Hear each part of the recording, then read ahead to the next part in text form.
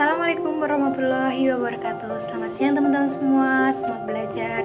Di sini saya dengan rekan-rekan saya dari kelompok 6 akan mempresentasikan materi tentang sumber daya manusia dan perubahan organisasi.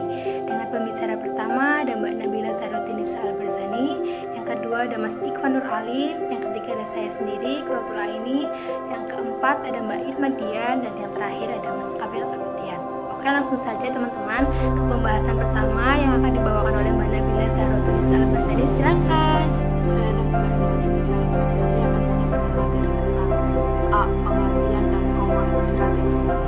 Konsep strategi berasal dari istilah militer dan dari kata Yunani strategia yang berarti seni atau ilmu menjadi jenderal.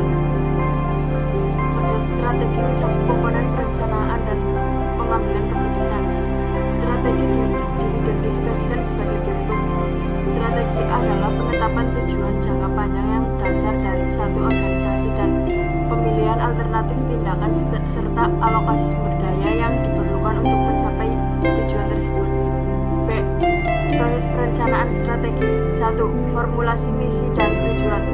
Misi dan tujuan organisasi merupakan titik awal dari perencanaan strategi.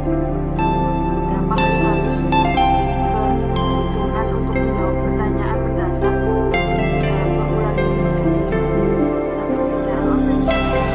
2. Daya saing atau kemampuan organisasi. 3. Lingkungan organisasi. Karakteristik misi dan tujuan yang baik. A. Fokus pada pasar keuangan yang dapat dicapai. C. Dapat memotivasi yang spesifik. 2. Analisis tujuan strategi saat ini. Jika organisasi sudah menetapkan perencanaan strategis formal seperti evaluasi dan tujuan, dan strategi saat ini akan berbeda. Tujuan dan strategi saat ini barangkali akan mirip dengan tujuan yang seharusnya. Kadang-kadang ada situasi saat perubahan strategi yang cukup drastis harus dilakukan dalam perjalanan organisasi. Suatu organisasi akan berubah. Hal ini menyebabkan organisasi tidak lagi sesuai atau fit dengan lingkungan. 3. Analisis lingkungan. Analisis lingkungan bertujuan melihat perubahan-perubahan dalam lingkungan demografis, politik, sosial, dan ekonomi yang akan memengaruhi organisasi. Untuk memperoleh informasi perubahan-perubahan dalam lingkungan, sistem informasi strategis perlu dikembangkan. Sistem tersebut akan menyaring informasi yang relevan yang menjadi input bagi manajemen puncak untuk pengambilan keputusan strategis. Selanjutnya materi dibawakan oleh warahmatullahi wabarakatuh. Perkenalkan, nama saya Ikhwan Nur Alim. Di sini saya akan melanjutkan presentasi dari teman saya. Yang selanjutnya ialah analisis sumber daya. Analisis sumber daya dilakukan bersamaan dengan analisis lingkungan melalui analisis kekuatan dan kelemahan organisasi dianalisis.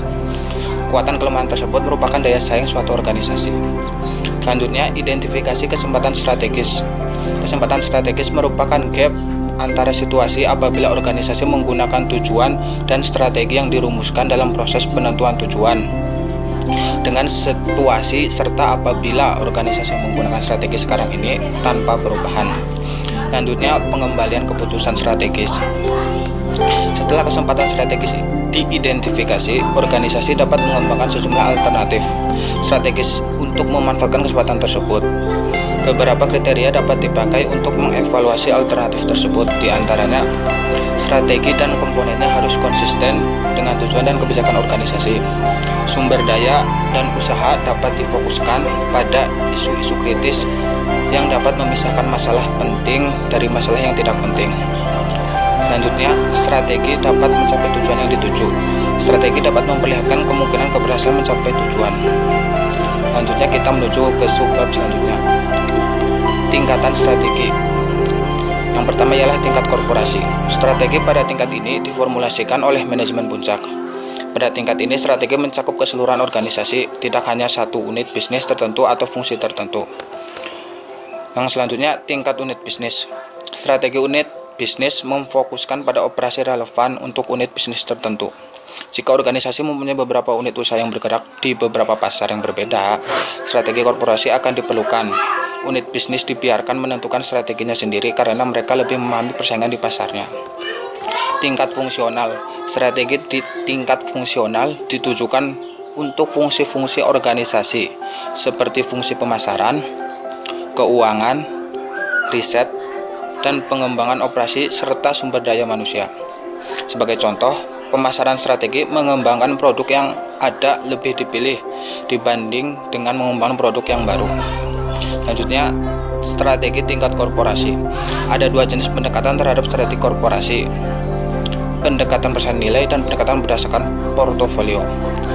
Untuk pendekatan berdasarkan nilai, manajer dan karyawan suatu organisasi mengenai bagaimana suatu organisasi harus dijalankan merupakan kunci dalam penetapan arah organisasi dalam jangka panjang. Dan untuk pendekatan berdasarkan portofolio, manajemen puncak mengevaluasi beberapa unit bisnis dengan tujuan mengoptimalkan organisasi secara keseluruhan. Sekian dari saya, bila mana ada salah-salah kata mohon maaf, dan untuk presentasi selanjutnya akan dilanjutkan oleh teman saya. Terima kasih. Di bagian C ada strategi umum. Strategi umum merupakan kerangka keseluruhan yang dirumuskan pada tingkat korporasi oleh manajemen puncak. Strategi tersebut biasanya digunakan untuk perusahaan yang mempunyai pasar tunggal atau memproduksi lini produk yang dekat satu sama lain dan jumlahnya terbatas. Ada 3 jenis strategi umum, yaitu pertumbuhan, stabilitas, dan penarikan atau retrenchment. 1. Strategi pertumbuhan. Strategi pertumbuhan dapat dilakukan dalam pengembangan internal atau pengembangan eksternal. Yang kedua, ada strategi penarikan. Strategi penarikan dilakukan melalui penyusutan operasi dengan memotong dan menghilangkan kegiatan yang tidak membutuhkan. Yang ketiga, ada strategi stabilitas. Strategi stabilitas dilakukan untuk mempertahankan situasi saat ini atau status quo. Di bagian D, ada strategi portofolio bisnis. Titik awal dari strategi portofolio bisnis adalah unit bisnis strategi atau strategic business unit. Unit bisnis strategis merupakan divisi yang terpisah dalam suatu organisasi.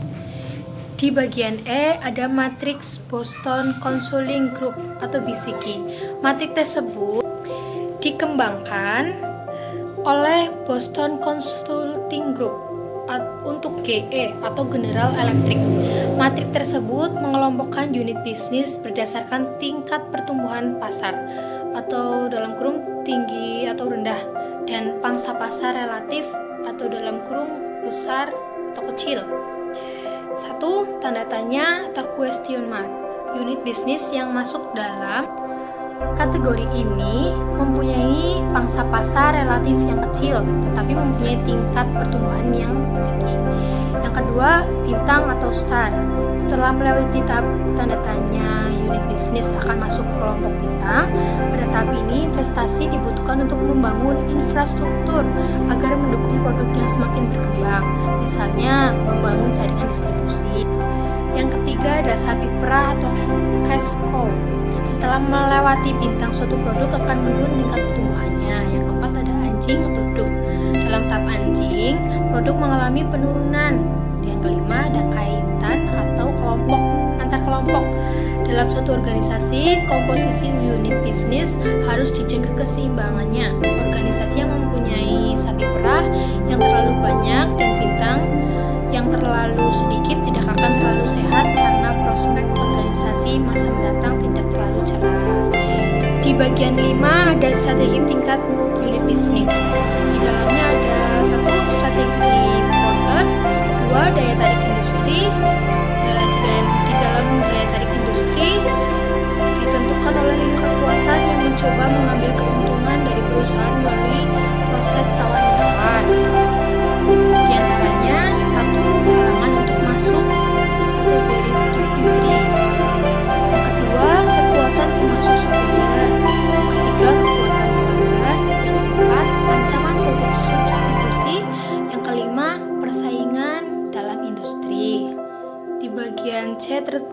Di bagian C, strategi generik merupakan menurut Porter, suatu organisasi dapat memilih 3 alternatif strategi, yaitu diferensiasi, kepemimpinan biaya rendah, dan fokus.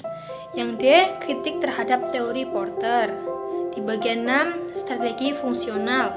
Strategi fungsional ditunjukkan untuk fungsi-fungsi dalam organisasi seperti pemasaran, keuangan, pemasaran keuangan produksi, sumber daya manusia, serta riset dan pembangunan. Selanjutnya, strategi pemasaran. Strategi pemasaran merupakan strategi yang paling penting. Dan terakhir, strategi produksi atau fungsi produksi mencakup aktivitas transformasi bahan baku menjadi produk atau jasa akhir bisnis. Di dalamnya ada 1. Strategi Porter, 2. Daya tarik industri. Di dalam daya tarik industri ditentukan oleh 5 kekuatan yang mencoba mengambil keuntungan dari perusahaan melalui proses tawar-menawar. Di antaranya 1. Halangan untuk masuk atau barriers to entry.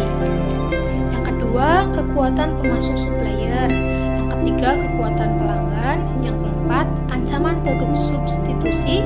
Yang kelima, persaingan dalam industri. Di bagian C, strategi generik merupakan menurut Porter suatu organisasi dapat memilih 3 alternatif strategi, yaitu diferensiasi, kepemimpinan biaya rendah, dan fokus. Yang D, kritik terhadap teori Porter. Bagian 6, strategi fungsional.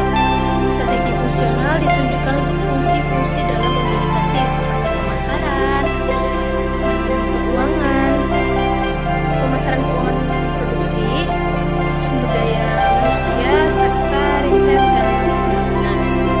Selanjutnya, strategi pemasaran. Strategi pemasaran merupakan strategi yang paling penting. Yang terakhir, strategi produksi atau fungsi produksi mencakup aktivitas transformasi bahan baku menjadi produk atau jasa akhir. Assalamualaikum warahmatullahi wabarakatuh. Perkenalkan, nama saya Irma dan Ramestia. Di sini saya akan melanjutkan materi presentasi dari teman saya. Selanjutnya yaitu B, strategi produksi. Fungsi produksi yaitu mencakup aktivitas transformasi bahan baku menjadi produk atau jasa akhir. Sebagai contoh, jika perusahaan ingin mendekati konsumen, perusahaan dapat langsung membangun pabrik yang dekat dengan pasar. Yang C, strategi keuangan. Fungsi keuangan mencakup aktivitas pencarian dan alokasi dana. Sementara itu, alokasi dana bertujuan untuk mencari kesempatan investasi dengan tingkat keuntungan yang paling tinggi. Yang D, riset dan pengembangan. Strategi ini dapat memfokuskan pada riset aplikasi dengan tujuan menghasilkan produk komersial. Yang E, strategi sumber daya manusia. Fungsinya untuk mencakup aktivitas penarikan, pelatihan dan pengembangan kompensasi serta kontak dengan pemerintah atau pihak regulator. Yang selanjutnya yaitu implementasi strategi. Yang pertama, strategi dan struktur. Organisasi mengalami perubahan strategi karena perubahan faktor demografis, sosial, politik, dan ekonomi. Perubahan struktur diperlukan untuk mengatasi masalah tersebut dan mengoptimalkan organisasi. Integrasi vertikal menciptakan masalah baru dalam hal pemindahan produk dan bahan baku mentah menjadi fungsi organisasi. Pendiri perusahaan biasanya mempunyai kemampuan kewirausahaan yang tinggi, tapi tidak mempunyai kemampuan atau tidak berminat terhadap masalah struktur organisasi. Yang kedua, model 7S. Ada 7 faktor yang menjadi pendorong utama proses perubahan, yaitu yang pertama strategi, yang kedua struktur, yang ketiga sistem, yang keempat tujuan atau misi organisasi, yang kelima kemampuan atau keterampilan, yang keenam sikap, yang ketujuh pola perilaku atau pengambilan keputusan.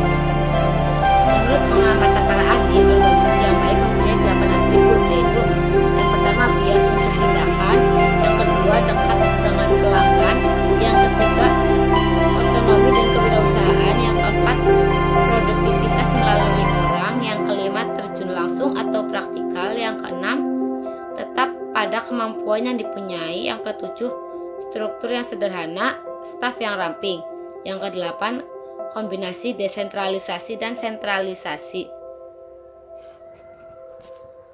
Perencanaan strategis merupakan jenis perencanaan yang penting. Banyak tugas yang tidak dapat diselesaikan dengan menggunakan perencanaan biasa. Perencanaan tersebut menjadi semakin penting karena perubahan lingkungan yang semakin cepat dan semakin kompleks organisasinya. Proses perencanaan strategis dimulai dengan perumusan misi dan tujuan, analisis tujuan dan strategi saat ini, analisis lingkungan dan sumber daya organisasi, identifikasi kesempatan strategis, pengambilan keputusan strategis, pelaksanaan strategi, serta mengevaluasi perencanaan strategi. Ada beberapa tingkatan strategi, komparasi unit, bisnis, dan fungsional melalui strategi umum atau portofolio seperti teknik Boston Consulting BCG. Sementara itu, perumusan strategi unit bisnis dapat menggunakan strategi generik yang dikembangkan oleh Porter. Strategi fungsional ditunjukkan untuk fungsi-fungsi. Sekian presentasi dari kelompok kami. Mohon maaf jika banyak kesalahan atau kekeliruan. Mohon maaf yang sebesar-besarnya. Selamat siang, sampai jumpa kembali. Wassalamualaikum.